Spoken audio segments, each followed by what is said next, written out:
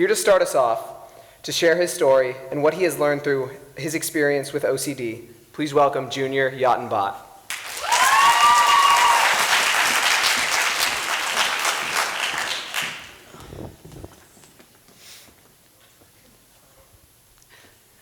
My journey began in 3rd grade, when we began learning how to write in cursive. I loved the way the words looked, smooth and connected. I felt fancy and professional. As the unit progressed, I remembered that our job was to practice individual letters, writing them over and over again. And this was a fairly simple task. For example, most students would be able to write the letter A, for example, over 30 times in 2 minutes. Ironically, this was the hardest task I'd faced in school yet. Not because I struggled with reading or with writing, but rather because I wouldn't move on to the next letter until I felt like the one I had written was perfect, without a single flaw visible. These 2-minute assignments soon turned into 45-minute ones, and that was the first C I ever got in a class. My parents were really confused, and honestly, so was I. Sure, I understood that these assignments were taking a little bit longer than normal, but I hadn't really made the connection to it being an actual problem of any sort. Almost 8 years after being diagnosed with obsessive compulsive disorder, it's been quite a journey of trying to overcome it, especially with the newfound awareness that I now have.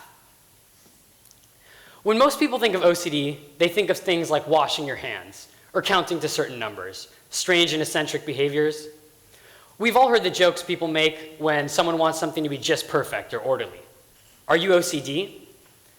Don't get me wrong, this is definitely part of the problem. They're symptoms, but it's really only half the picture. I think the most interesting thing about OCD that people don't realize is that it's a kind of anxiety. And a lot of people deal with varying levels of anxiety and have different ways that they try to cope with it. I think OCD can be broken down into 2 main parts: obsessions and compulsions.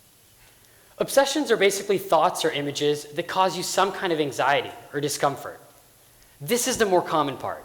Everyone has these thoughts. For most people, though, they're pretty brief and tend to move out of our minds pretty quickly. But for people with OCD, they tend to stick around. And because they're often uncomfortable, they can cause a lot of anxiety. And that's where the second half, compulsions, come into play. Compulsions are basically any kind of behavior or action that make people with OCD feel better about their anxiety, even if it doesn't make a lot of logical sense. This can be hard to visualize, so I'll give you an example. I used to have big problems with washing my hands, but it wasn't because I was a clean freak. In fact, I wasn't a clean freak at all.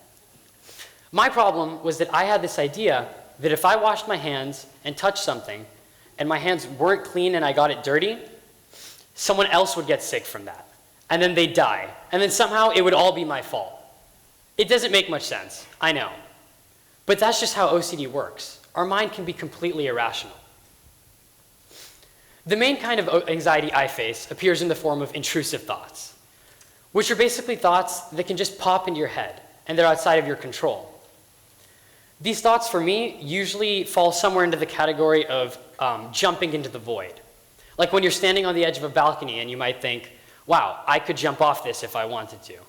Or your uncle hands you that newborn child and you think, I could drop this kid. These thoughts can be violent, sexual, and just bothersome overall.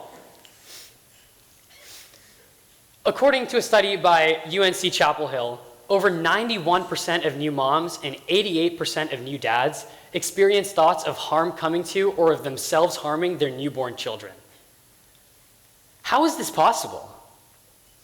Why on earth would new parents have thoughts of themselves harming the thing that they probably love more than anything else in this world, their newborn children? And the answer is they don't. They don't want to do this at all. But at the same time, these thoughts can still pop into our mind. And when they do, they can be really, really hard to work around. For me, when I had intrusive thoughts, because of the guilt I'd often feel after having them, I usually try to do some sort of compulsion or behavior that made me feel better in some way. I remember about a couple months ago, I was taking my dog Ryder on a walk when I began to experience intrusive thoughts. In this case, they had to do with letting my dog go off leash and possibly get hurt or hit by a car in the middle of the road. Imagine having thoughts about wanting to harm your own pet. I was immediately horrified with myself, unable to deal with the guilt that I was having based off of these thoughts. And so to fix it, to make myself feel better, I wouldn't physically move forward on my walk until I was able to clear these thoughts from my mind. I felt like the guilt and anxiety that I felt was never going to go away, and I wasn't sure how I was going to deal with it. What kind of a person was I for having these thoughts? How could I have even had these thoughts? Ironically, my dog probably wanted to kill me because those walks were taking a whole lot longer than they should have. Have you guys ever tried to not think about something specific? Trust me, it's impossible. In high school, OCD started to interfere with my schoolwork, and that's when it started to become more of a serious problem. Throughout freshman and sophomore year, if I started a piece of homework and had an intrusive thought while doing it, I'd restart the entire piece of work because I felt like it was tainted or infected somehow with that messed up thought that I'd had in my mind. 20-minute simple math homework assignments started taking me multiple hours, and it became a serious problem. So this summer, when I started working with a therapist, the first thing that I had to realize was that everyone has intrusive thoughts. Everyone has the little thoughts that pop into your mind and you can't really seem to control. So getting rid of those wasn't our goal. Our goal was to eliminate my compulsions, the behaviors that I somehow gave credit for solving these thoughts. So we started something called exposure response preventions, or ERPs. And the idea behind this was to do the behavior that caused me some form of anxiety, have the anxiety-inducing thought, and then not do the compulsion on purpose. The concept behind this is that anxiety doesn't last forever. Anxiety is temporary. Sure, it can get really high, but eventually it peaks, plateaus, and then does come down. These ERPs were often really uncomfortable for me, especially when I had to do things that normally caused me a lot of anxiety. This could range from just turning in messy homework on purpose, to having strange thoughts about my dog on purpose, or to leaving the house unlocked when I left on purpose. But the craziest thing is, these ERPs actually worked.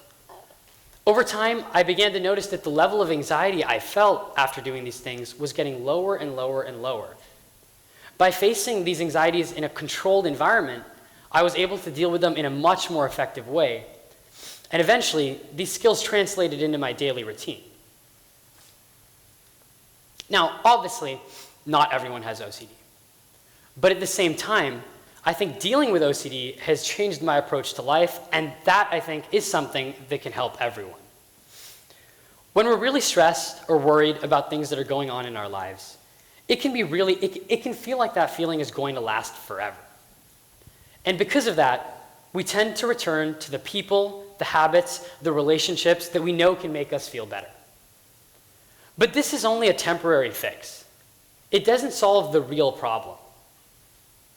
These makeshift solutions appear in everyone's life, taking on forms like bad habits or procrastination. And the common theme throughout all of this is in our lives, when we're faced with something that scares us, we avoid it. We take a step back and we take the shortcut instead of taking the long route to actually address the problem. And that's where we go wrong. Because anxiety is temporary. It doesn't last forever. And the challenge that has to be taken on, that I encourage you guys to take on, is to ride that wave of anxiety and to let it peak. And the same goes for practically any problem or source of stress in someone's life. When we're tempted to give into habits or people that make us feel better, we need to be able to recognize that it's a short-term solution. If we're able to overcome the temptation to give in, to revert back to what we're comfortable with, we can realize that anxiety only lasts till a finite point. And with this mindset, we can learn to slow down, zoom out, really put things into perspective, and eventually, everything will be okay. Thank you.